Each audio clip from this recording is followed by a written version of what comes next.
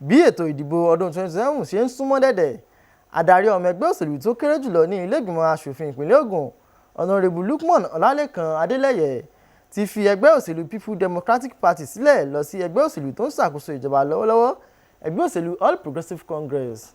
Nígbà tí wọ́n ń gba àwọn ọmọ ẹgbẹ́ tuntun náà, alága ẹgbẹ́ òṣèlú APC ní ìjọba ìbílẹ̀ Òdògbolú, Olúmúyìwá Akọgun Ìdòwú fi dá gbogbo àwọn ọmọ ẹgbẹ́ tuntun lójú pé pínpín ẹ̀tọ́ àti àǹfààní ipò nínú ẹgbẹ́ náà yóò dọ́gba. Ẹ gbọ́ ìròyìn náà síwájú sí i. Dídarapọ̀ tí adarí ọmọ ẹgbẹ́ tó kéré jùlọ ní ilé ìgbìmọ̀ aṣòfin tí ó tún jẹ́ aṣòfin tó ń ṣojú ẹkùn Òdògbolú ní ilé ìgbìmọ̀ aṣòfin ìpínlẹ̀ Ògùn, Honorable Lukman Ọlálékan Adélẹ́yẹ àti àwọn alátìlẹyìn rẹ̀ tó tó ẹgbẹ̀rún ni wọ́n ti darapọ̀ mọ́ ẹgbẹ́ òṣèlú All Progressives Congress tí àwọn adarí ẹgbẹ́ òṣèlú APC láti gbogbo wọ́ọ̀dù ní ìjọba ìbílẹ̀ Òdògbolú sì ṣèlérí rẹ̀. APC APRC.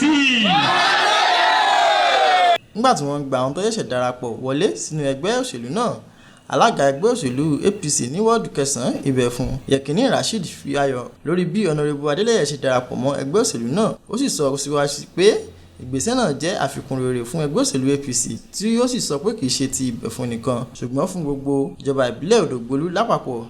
Nígbà tí wọ́n fi àsíá ẹgbẹ́ àti àmì ìgbálẹ̀ lé Honorable Lukman Adélẹ́yẹ lọ́wọ́ gẹ́gẹ́ bí àmì ìtẹ́wọ́gbà rẹ̀ wọnú ẹgbẹ́ òṣèlú náà, alága ẹgbẹ́ òṣèlú APC ní ìjọba ìbílẹ̀ Òdògbolú, Akọgun Ìdòwú, gbé oríyìn fún adarí ọmọ ẹgbẹ́ tó kéré jùlọ náà fún ìgbésẹ̀ akin tó gbé, tí ó ṣe ìdánilójú pé àwọn ó ṣiṣẹ́ papọ̀ fún ìgbéga ẹgbẹ́ òṣèlú náà. Ẹgbẹ́ ó lágbára, ẹni tó máa di ẹgbẹ́ mú ó máa ní sùúrù tó pọ̀.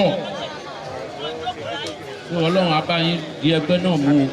Nínú ọ̀rọ̀ Honorable Lukman Adélẹ́yẹ tí ó ṣẹ̀ṣẹ̀ darapọ̀ mọ́ ẹgbẹ́ òṣèlú, ó sọ pé ìpinnu òun láti darapọ̀ mọ́ ẹgbẹ́ òṣèlú tó ń ṣàkóso ìjọba lọ́wọ́lọ́wọ́ jẹ́ àbájáde ìfẹ́ rẹ̀ láti ṣiṣẹ́ fún àtúnyàn Ààrẹ Bọ́lá Ahmed Tinubu ní ọdún 2027. Ó pọ̀ lẹ́yìn Gani fúnra rẹ̀ ọdẹ wa sọ fún yín eléyìí tí a dé yìí àwọn láti wá gba síìtì mọ́ yín lọ́wọ́ eléyìí tí a dé yìí àwa láti wá fagagbága pẹ̀lú yóò, àwa láti wá fọwọ́sowọ́pọ̀ kí ẹgbẹ́ wa kó lè ṣe kí ni o, kó lè lọ síwájú, kí Òdògbolú local government náà kó lè gbòòrò. Ó tún ṣe ìdánilójú pé òun yóò ṣiṣẹ́ pẹ̀lú àwọn alátìlẹyìn òun láti ṣe àtìlẹyìn fún gbogbo àwọn olùdíje nínú ẹgbẹ́ òṣèlú APC látòrí ipò ààrẹ títí dé ipò kánsílọ̀ ní ìjọba ìbílẹ̀. Láti iléeṣẹ́ NTA Ìjẹ̀bú Òde, Ayọ̀mídé Ògúnkànmí ló ṣe àtúpalẹ̀ ìròyìn.